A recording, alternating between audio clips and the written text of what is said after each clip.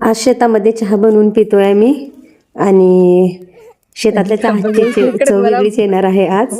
तर आज एन्जॉय करणार आहे चहा इथे.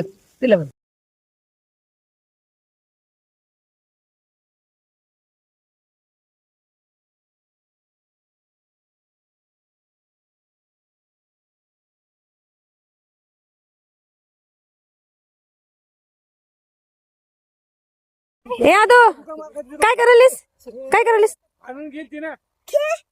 ए आगाव हे बघ असं भरून काट छान छान मोठ्या कार मध्ये जो आपण चल